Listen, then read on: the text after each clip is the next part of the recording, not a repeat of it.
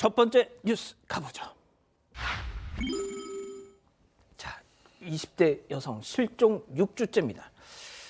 안타까운 소식인데 울산에서 한 20대 여성이 한 달째 지금 한 달 넘게 행방이 묘연하다고 하는데 조금만 더 자세히 전해주시죠. 네, 지난 1월 23일에 울산 남구에 거주하는 이 딸과 연락이 안 닿는다면서 신 씨의 아버지가 경찰에 신고를 접수했습니다. 이 신 씨는 지난달 밤 20일 이 밤 11시쯤에 집에서 나왔고요. 문수 경기장 인근에서 마지막으로 포착이 됐고 휴대전화 신호도 같은 날 끊겼다고 합니다. 실종 당시에 신 씨는 청색 패딩에 검정색 모자를 썼고요. 갸름한 얼굴에 검정색 단발머리라고 했습니다. 키는 155cm, 몸무게 43kg으로 마른 체격이라고 합니다. 그동안 이 실종 경보 문자 메시지를 통해서 신 씨 목격했다는 제보는 많이 들어왔는데 아직 행적을 찾지 못한 것으로 알려지고 있습니다. 이 카드 사용이나 통장 같은 금융거래 흔적도 확인이 안 되고 있습니다. 경찰은 신 씨 찾는 데 주력하는 한편 범죄 또는 사고와 연관성 있는지도 확인하고 있습니다. 공개 수사도 검토 중인 것으로 알려지고 있습니다. 자, 무사히 가족의 품으로 오시길 바라면서 저분을 목격하신 분들 계시면은 아래 지금 저희가 방금 지금 자막 나가고 있죠?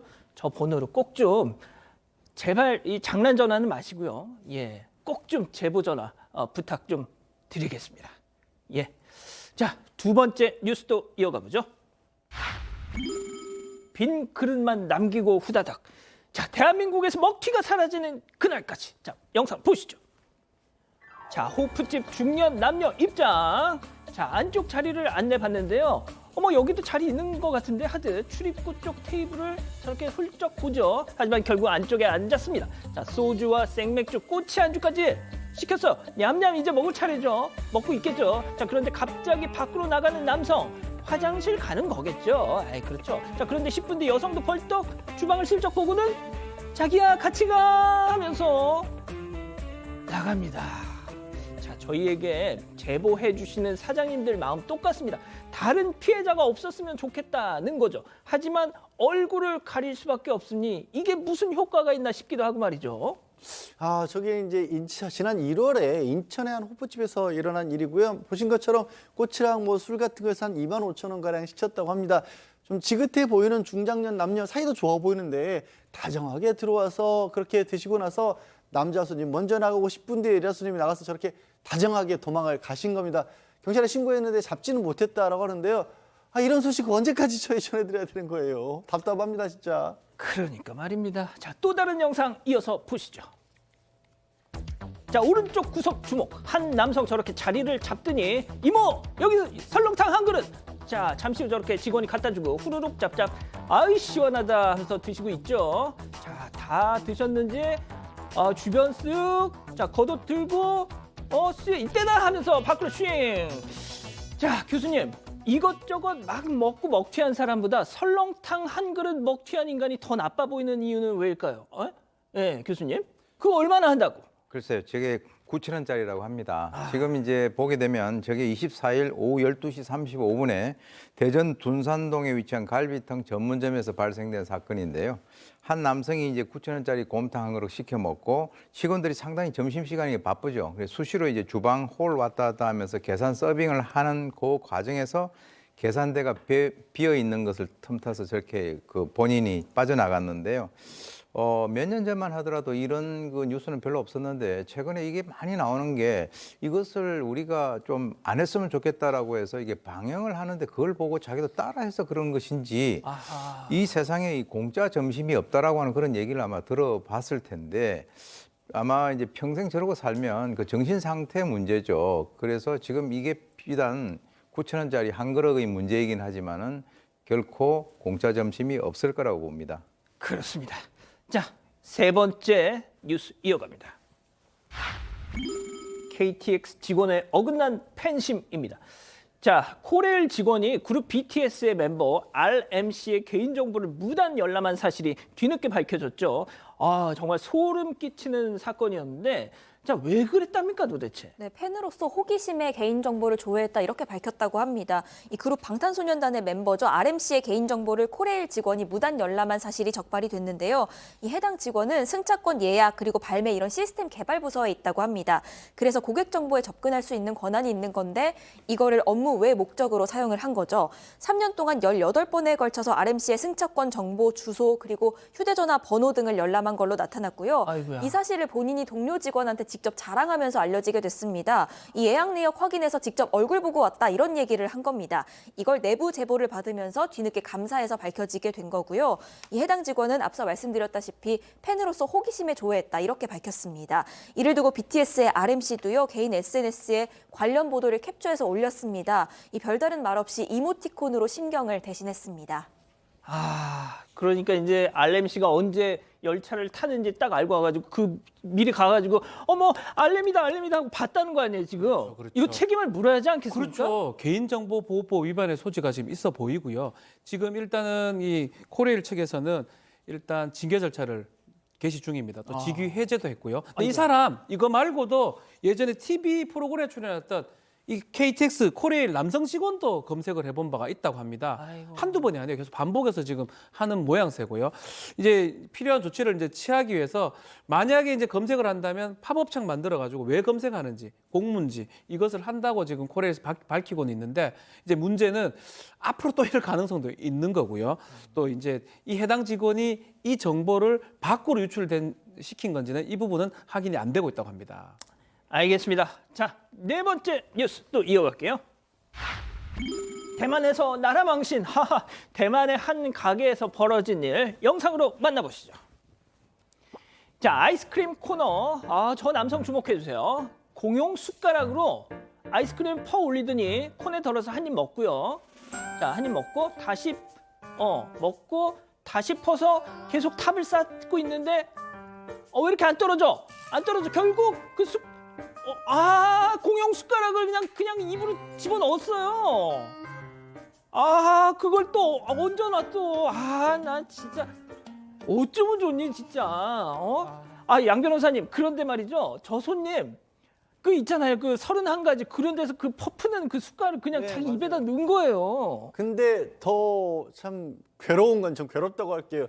그렇게 찍혔잖아요. 예. 저거 아니 카메라 각도가 이상해서 그렇지 나 안 먹었다라고 하는데요. 진짜. 무슨 안 먹어요. 누가 봐도 먹은 게 맞고 지금 저렇게 황당한 행동을 한 것 때문에 변호사님, 그러면은 진짜 입에 들어갔는지 안 들어갔는지를 보기 위해서 블러를 한번 걷어볼까요?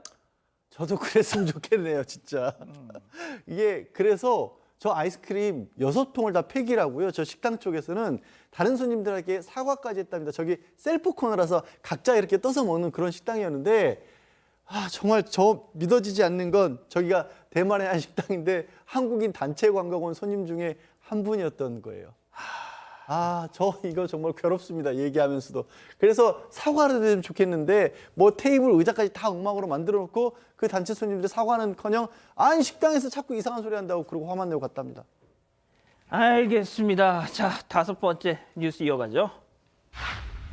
망설임 없이 척척척입니다. 자, 무슨 일이 있었던 걸까요? 영상으로 만나보시죠. 자, 여긴 다리 위입니다. 오른쪽 난간 주목해 주세요. 한 남성이 잠시 후에 설마 안 돼. 자, 불박차 운전자 나와 빨리. 자, 불박차 운전자 달려가서 구조하려고 막 가죠. 하지만 힘이 딸려요. 그러니까 동승자도 가서 같이 힘을 합세합니다. 자, 그러니까 저 여자 동승자 도와주세요. 여기 좀 도와주세요. 막 이렇게 요청을 하죠. 자, 그러니까 다른 행인분들도 달려와서 합세를 했고 결국 끌어올리는데 끌어올려서 빨리 진짜 구조 성공했습니다. 예. 박 변호사님. 예. 정말 좀 말씀 좀 해주세요. 척척척입니다. 예. 이 세 사람이 한 분은 운전자고요. 블랙박스 운전자고 한 분은 동승자고 마지막에 오신 분은 행인이에요. 이 사람들이 뭔가 약속한 것도 아닌데 40대 남성이 이제 다리에서 떨어지려고 하는 걸 보고 이 극단적 선택을 하려고 하는 걸 보고 이것을 구하기 위해서 척척척 말하든지 말 안 하든지 간에 이렇게 구해냈는데 이 1월 10일 날 충남 공주의 어떤 다리에서 있었던 일이라고 합니다. 예. 그래서 저렇게 구했는데 그리고 나중에 이 제보자 얘기에 따르면 119 와가지고 이제 데리고 갔다고 하는데 왜 이렇게 이 사피 남성이 극단적 선택을 하려고 했는지 이 부분에 대해서는 확인된 바는 없다고 하는데요. 어쨌든 간에 귀한 생명을 이 세 사람이 정말 손발을 맞춰서 구했고 한순간만 늦었다 하더라도 아유. 아마 아주 안 좋은 상황으로 가지 않았을까 그렇게 생각이 듭니다. 예, 정말 장하십니다. 자, 또 다른 영상 이어서 보시죠. 자, 횡단보도 주목해 주세요. 자, 할아버지가 아유, 자, 저 보세요. 라이더분이 할아버지를 모시고 횡단보도를 천천히 걸어가고 있습니다. 자, 주변을 살피면서 말이죠. 다른 운전자들에게 잠깐만 좀 기다려 주세요. 자, 다 건너셨고 라이더분 감사합니다 하면서 자기 일 하러 이렇게 오토바이 탑승. 야, 저 멋진 라이더 말이죠. 정말 교수님, 어쩌면 좋습니까, 진짜. 29세 박문수 씨라고. 아, 예, 지금 이제 지난 이분이군요. 네, 2월 16일 날 대구 달서구 벌리동에 있는 한 거리에서 촬영된 건데요. 아까 보시는 바와 같이 할아버지가 초록불에 횡단보도를 건너다가 도중에 빨간불이 이제 바뀌었는데 아하. 사실 이제 좀 보행이 불편하신 분은 못 따라가지 않습니까? 그러니까 이제 오토바이 운전을 하시던 바로 이 박문수 씨가 바로 옆에 가서 같이 아까 보시는 것 같이 같이 걸었고 또 이제 다른 분들에게 손짓하고 또 고개 숙이고 양해도 구했어요. 그리고 난 뒤에 이제 오토바이를 타고 현장을 떠났는데 본인이 이름을 밝힌 것도 아닌데 예. 나중에 이제 JTBC 취재진의 우연히 자신의 모습이 이제 담긴 영상을 보게 됐다. 그렇게 이제 얘기를 하면서 아무도 이제 위험해 보이는 그 상황에서 도와주는 사람이 없어서 본인이 그렇게 몸부터 나갔다라고 했는데요. 그래서 이제 기다려주신 그 운전자분들에게 상당히 감사한다라고 그 박문수 씨가 얘기를 했습니다. 이런 일을 그냥 보고 지나치지 않는 이런 분들이 많은 사회가 정이 있는 살만한 사회. 아까 대만에서 그런 짓 하는 분도 있지만 이런 분들이 계시니까 우리 사회가 훨씬 더 따뜻해지는 것 같습니다. 그러니까 말이죠. 알겠습니다. 자, 마지막 사연으로 빨리 가보죠. 아부하는 며느리라고 이거 어떤 사연일까요? 네, 아부하는 며느리라고 형님이 욕을 해서 이해가 안 간다 이런 동서의 사연인데요. 이 얼마 전에 이 사연자인 동서죠. 그러니까 사연자의 친정 어머니가 수술을 했다고 합니다. 그래서 이 거동이 불편해서 이틀에 한 번씩 반찬을 좀 가져다 드렸는데 그러면서 혼자 계시는 이 시아버지도 좀 마음에 걸려서 가져다 드리는 김에 시아버지 것도 같이 챙겨 드렸다는 겁니다. 그런데 얼마 전 설날에 이 시아버지 댁에서 다 같이 모였을 때요. 형님이 이 사연자를 방으로 불러서 앞으로는 너네 친정 부모님 반찬만 챙겨라. 그렇지 않으면 시아버님께 반찬 드릴 거면 나도 같이 했다고 말해라. 이렇게 얘기를 한 겁니다.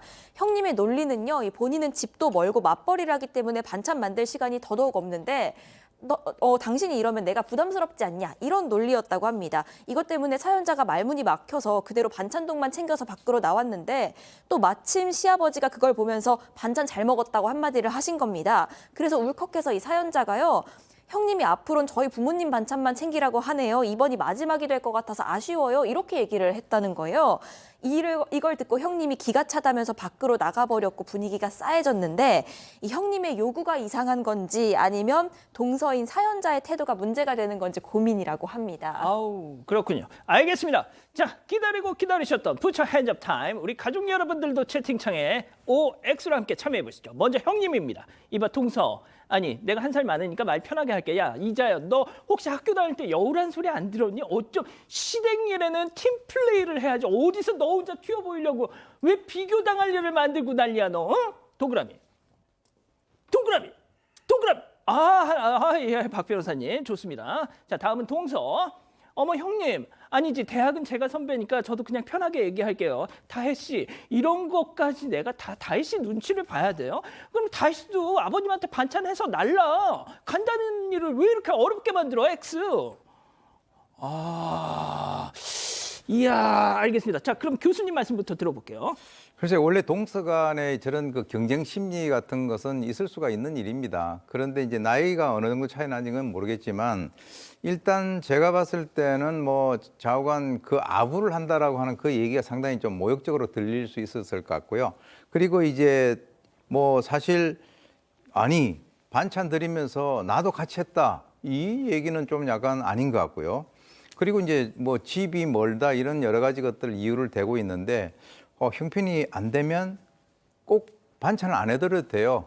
용돈을 드려도 되는 것이고 각자 형편에 맞춰서 하면 되는데 그런데 이제 제가 이제 한 말씀 드리고 싶은 것은 바로 이 울컥해가지고 그 시아버지 앞에서 형님이 앞으로 저희 부모님 반찬만 챙기라고 하네요. 이번에 마지막이 될 것 같아서 아쉬워요.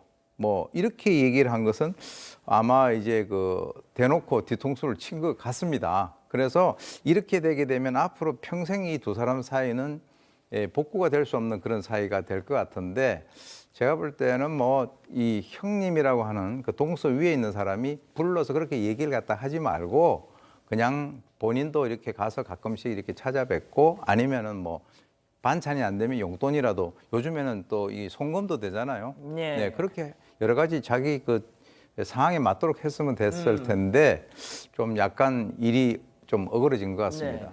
자, 우리 양 변호사님도요. 뭐 형님 되시는 분이 아마 본인도 좀 미안해서 그랬던 것 같아요. 동생이 애써 주니까. 근데 이럴 때 우리 좋은 말 있죠.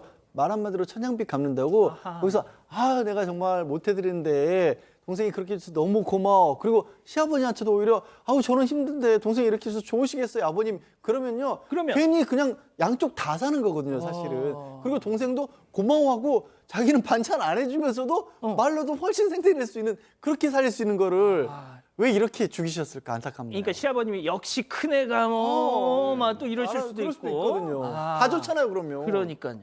자, 우리 박 변호사님. 자, 비슷한 뉘앙스긴 합니다. 말이 가장 중요한 것 같아요. 두 사람 뭐 큰 차이는 없어 보이는데 일단 상황상 말 중에 이제 가장 저는 눈에 띄었던 부분이 그 부분입니다. 결국은 아버님, 형님 때문에 더 이상 못 해드립니다라고 했던 부분. 이 부분은 본인이 사연자임에도 불구하고 본인한테 가장 유리하게 얘기했음에도 불구하고 이 부분은 상당히 나빠 보이거든요. 실점이다. 많이 실점한 것 같습니다. 진짜. 이 앞에 부분은 봤을 때는 뭐 그 형님이라는 분이 좀 질투심도 있는 것 같고 엉뚱한 요구를 하는 것처럼 보이는데 뭐 이것도 사연자 얘기이기 때문에 조금 각색을 했을 가능성도 있다고 보고 어쨌든 간에 뭐 그런 주장에 대해서 받아주면 되죠. 연락하면 되잖아요. 반찬 들어갑니다. 30분 후에 연락하면 그만인 거잖아요. 사실은 진짜? 그런 말밖에 안 들. 어차피 반찬 못 마련할 거니까. 근데 이제 그 다 빼더라도 마지막에 아버님 이제 못 드립니다. 요거는 좀 컸던 것 같아요. 저는. 진짜. 그 말만 아니었어도. 그거 아니었으면 뭐 이분이 더 유리했겠죠. 그 말만 아니었어도 우리 박 변호사님도 X였을 텐데. 저는 이제 상황상 항상 이렇게 소수 의견을 택하는 경우가 좀 많습니다. 알겠습니다. 자, 우리 가족 여러분들 의견 궁금합니다. 네, 우경민 님은요. 잘하고 있는 동서한테 그냥 고맙다고 하면 될 걸 트집은 왜 잡냐. 고민선 님, 동서 말 잘했네라고 말씀하셨고요. MJBI 님, 같이 했다고 할 거면 반찬값을 좀 주던가라고도 말씀도 하셨습니다. 그런데 김경희 님은 사연자 이해 안 된다. 그렇다고 아버님한테 그렇게 이르다니라고도 말씀을 하셨고요. 여벨라 님, 서로 대화법부터 배우시는 게 순서인 듯이라고도 하셨습니다. 알겠습니다.